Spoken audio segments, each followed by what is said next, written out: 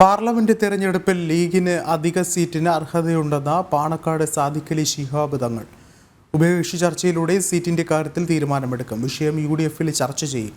അതേസമയം ലീഗും സമസ്തയും യോജിച്ചു പോകുന്ന പ്രസ്ഥാനങ്ങളാണെന്നും സമാന്തര നീക്കമാണെന്നുള്ള ആരോപണം അടിസ്ഥാനരഹിതമാണെന്നും അദ്ദേഹം കൂട്ടിച്ചേർത്തു. ലീഗ് ഇപ്പോൾ 2 സീറ്റിൽ മത്സരിക്കുന്നുണ്ടല്ലോ, അതിന്റെ വിജയം ഉറപ്പുവരുത്തണം. അതുപോലെ തന്നെ കേരളത്തിലെ 20 സീറ്റുകളുടെ കാര്യത്തിലും ലീഗ് ശ്രദ്ധിക്കും. അതാണ് ലീഗിന്റെ ഒരു നയം. മൂന്നാം സീറ്റ് എന്ന ഒരു ആവശ്യം തന്നെയാണോ? അത് 3-ൽ ഒതുക്കേണ്ട കാര്യമില്ലല്ലോ.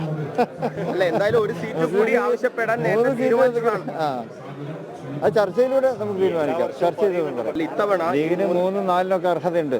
അതിലൊന്നും ഞങ്ങൾ പുറകോട്ട് പോകുന്നില്ല. മുസ്ലിം ലീഗ് ചർച്ചയിലൂടെ കൂടുതൽ സീറ്റ് വേണം എന്നുള്ളത് തന്നെയാണ് ലീഗിന്റെ ഒരു അഭിപ്രായം.